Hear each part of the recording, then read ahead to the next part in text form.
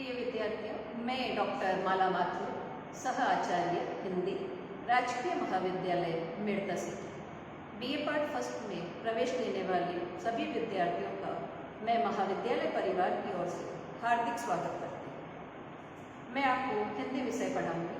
तो BA part first में हिंदी साहित्य के प्रथम प्रश्न पत्र में जो आपका टॉपिक है काव्य शास्त्र, उसमें बहुत सारे टॉपिक्स छोटे छोटे आपके पाठ्यक्रम में सम्मिलित है। तो आज हम एक टॉपिक ले रहे हैं, काव्य गुण।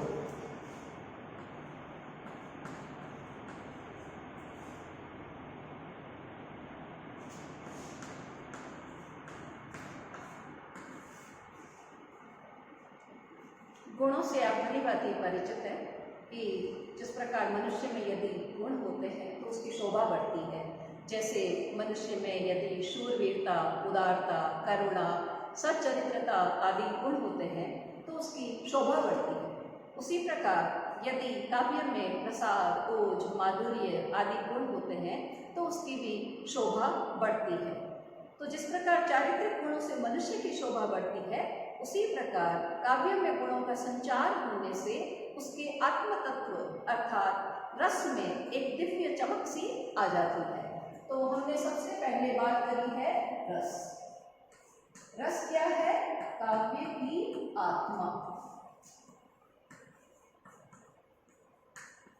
जैसे हमारे शरीर में हमारा प्राण तत्व आत्मा है, उसी प्रकार काव्य का प्राण तत्व है, उसकी आत्मा है रस। अब रस किसे कहते हैं? काव्य को। यहाँ काव्य से हमारा अभिप्राय है साहित्य से, जिसमें कविता भी है और गद्य विधाएं भी है। तो रस हम किसे कहते हैं कि काव्य को पढ़ने से, देखने से, सुनने से जो हमें आनंद की प्राप्ति होती है, उसे रस कहते हैं। अब इस रस का उत्कर्ष करने वाली जो बात है, रस का उत्कर्ष मतलब उसमें अभिवृद्धि करने वाली, रस का उत्कर्ष करने वाली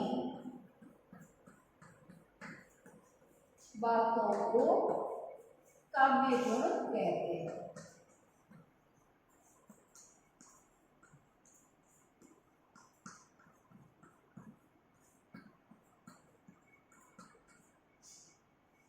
आचार्य वामन ने इसके बारे में कहा कि काव्य शोभाया कर्तारो धर्मा गुणा, अर्थात शब्द और अर्थ के जो शोभाकारक धर्म हैं उन्हें गुण कहते हैं। आचार्य वामन।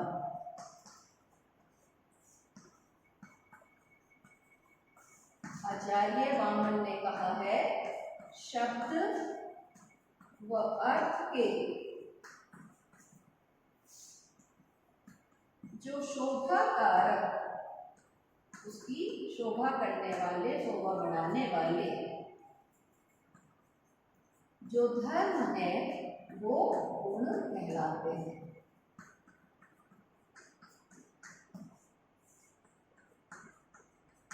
और ये जो गुण है वो काव्य के नित्य धर्म है। गुण काव्य के नित्य धर्म है, हमेशा बने रहने वाले हैं। गुणों के बिना काव्य का अस्तित्व जो है वो संभव नहीं है। तो ये तो हमने काव्य गुण किसे कहते हैं उसके बारे में बात की है। अब आखिर ये जो गुण हैं वो कितने प्रकार के होते हैं, आचार्यों का मत इनके बारे में क्या है? तो हम ले रहे हैं काव्य गुण के भेद।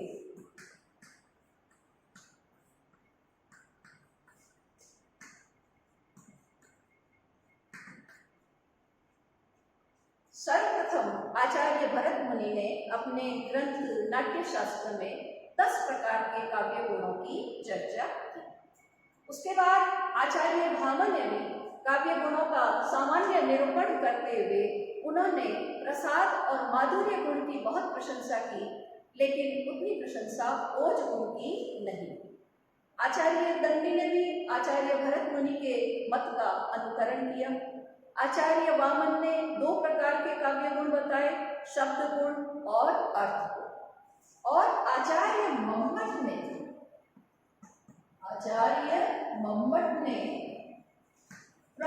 रूप से 3 काव्य गुण बताए। प्रसाद गुण, ओज गुण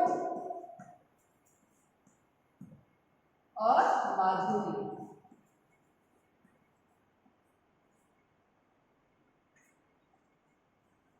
और इनके बाद के जो भी आचार्य हुए, जैसे पंडित राज जगन्नाथ, आचार्य विश्वनाथ आदि जो भी परवर्ती आचार्य हुए, उन्होंने भी आचार्य मंगल के द्वारा बताए गए इन 3 गुणों को स्वीकार किया और इस प्रकार परवर्ती काव्य शास्त्र में ये 3 गुण ही मान्य हुए। अब हम सबसे पहले ले रहे हैं प्रसाद गुण।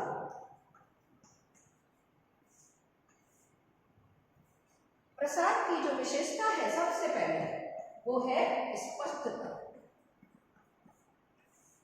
ये इसकी सर्वप्रमुख विशेषता है। प्रसाद गुण से संपन्न काव्य रचना वह होगी जिसको पढ़ते ही मन में तुरंत उसका अर्थ स्पष्ट हो जाए। तो जिस काव्य रचना को पढ़ने से उसका अर्थ अनायास मतलब बिना किसी विशेष प्रयास के अनायास ही स्पष्ट हो जाता है, वह काव्य रचना प्रसाद गुण से संपन्न होती है। इसका अर्थ है निर्मलता, स्वच्छता।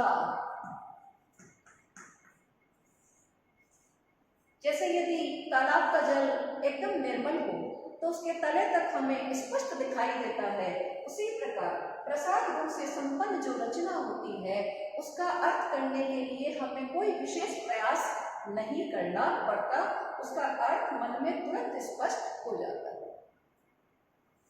ये गुण सभी रसों में रहता है और सभी रचनाओं में रहता है।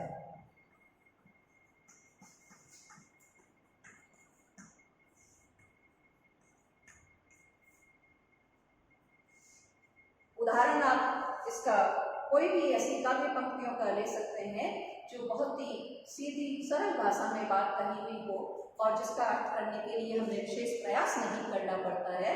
जैसे हम एक अत्यंत सरल उदाहरण आपके लिए ले रहे हैं जो आपने पढ़ा हुआ भी होगा और सुना हुआ भी होगा कि हे प्रभु आनंद दाता ज्ञान हमको दीजिए, शीघ्र सारे दुर्गुणों को दूर हमसे कीजिए, लीजिए हमको शरण में, हम सदाचारी बने, ब्रह्मचारी धर्म रक्षक वीर व्रतधारी बने।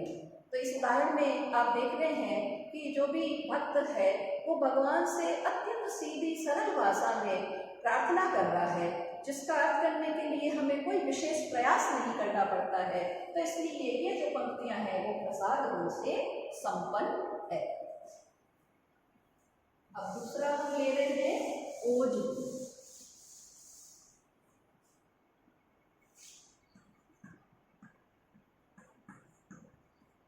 सबसे पहले ओज का अर्थ क्या है? तेजस्विता।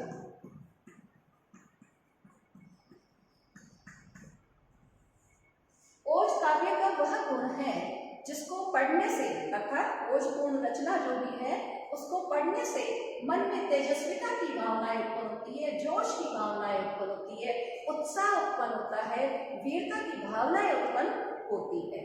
तो इसकी परिभाषा सुनिए कि हृदय को वीरता पूर्ण भावों से भर देने वाले संयुक्त द्वित्व मतलब दोहरे और कठोर वर्णों से युक्त रचना ओज गुण संपन्न होती है। तो ओज काव्य का वह गुण है जिसको पढ़ने से हृदय में वीरता, जोश, उत्साह और तेजस्विता की भावनाएं उत्पन्न होती है। तो इसका संबंध भी ऐसे ही रसों से रहेगा। इसका संबंध है वीर रस से, रौद्र रस से और विभत्स रस से।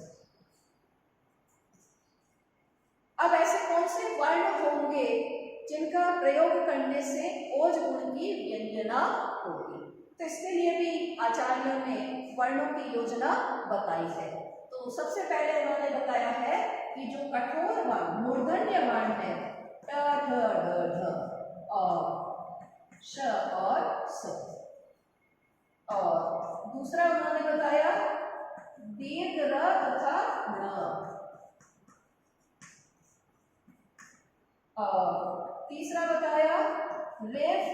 प्रयोग। रेफ का प्रयोग मतलब रकार। रकार का मतलब जो र की मात्रा लगे हुए वर्ण है। जैसे हम उदाहरण लेते हैं, ये क में र की मात्रा लगी हुई है, इस तरह से भी लगी हुई है, इस तरह से भी लगी हुई है और इस तरह से भी लगी हुई है। और इसमें संयुक्ताक्षर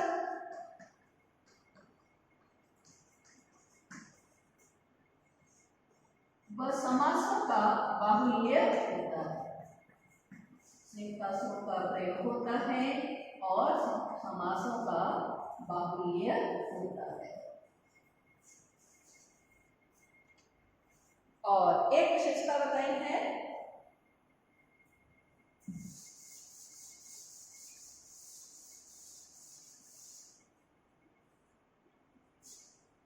चार विशेषताएं हमने इसकी बता दी। पांचवी विशेषता इसकी, अल्प प्राण वर्णों से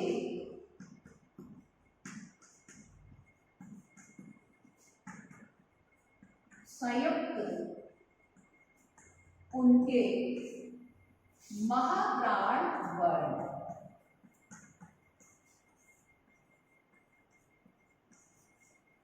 जैसे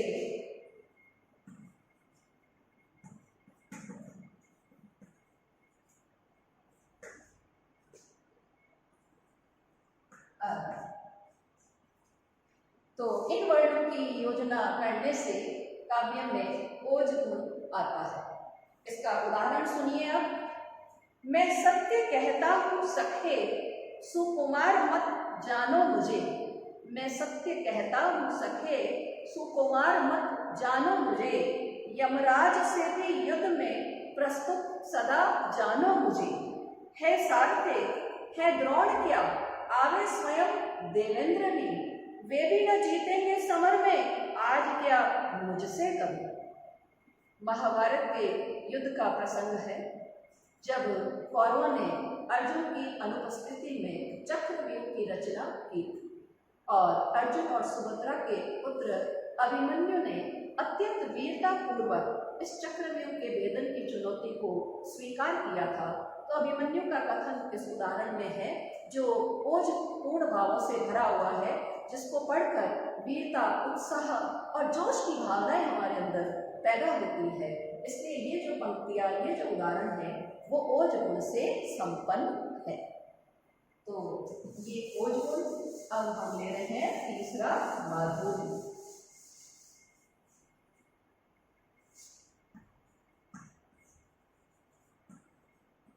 सबसे पहले माधुर्य का अर्थ मिठास।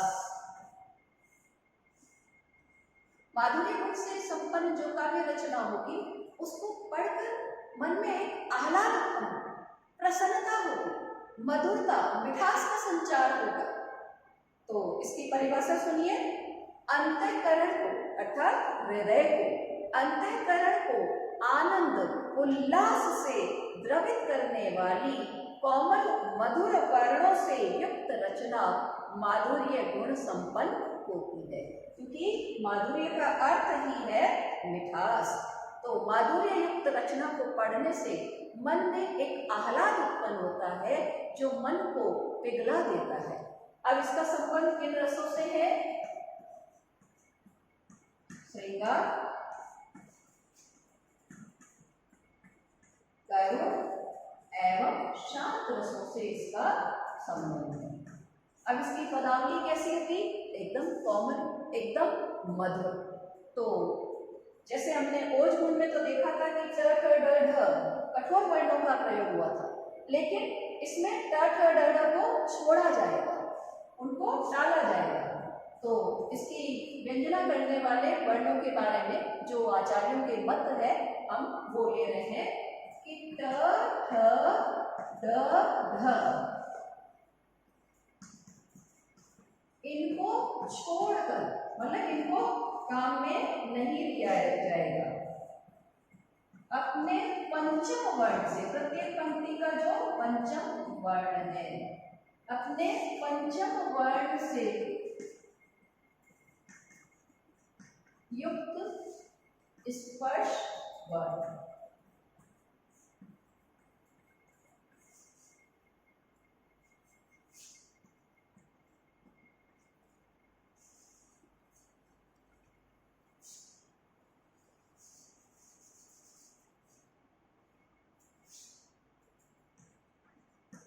से संयुक्त स्पर्श। ओज गुण में हमने देखा था कि दीर्घ र तथा ण का प्रयोग हुआ था, लेकिन इसमें होगा हस्व, हस्व र तथा ण का प्रयोग होगा। और ण को छोड़कर शेष पंचम वर्ण।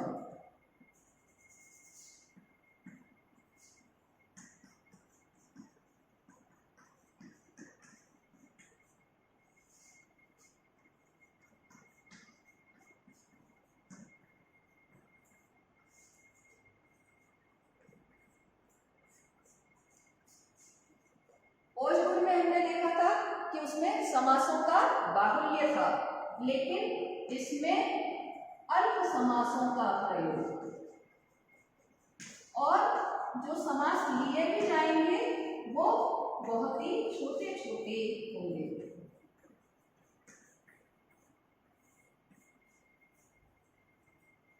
तो यह है माधुर्य गुण। अब इसका उदाहरण बहुत ही सरल है, आपने सुना हुआ पढ़ा हुआ भी होगा कि बसो मोरे नैनन में नंदलाल, मोहिनी मूरत सांवरी सूरत नैना बने विशाल। तो इन पंक्तियों में मीराबाई ने श्री कृष्ण के प्रति अपनी प्रेममयी भक्ति का जो प्रतिपादन किया है, जिसको पढ़कर सुनकर हमारा हृदय आह्लादित हो जाता है, द्रवित हो जाता है, तो यह माधुर्य गुण से संपन्न रचना है। तो 3 गुण रसाल, ओज, माधुर्य, उनकी अलग अलग विशेषताएं हैं, उनके व्यंजक अलग अलग वर्ण है। धन्यवाद।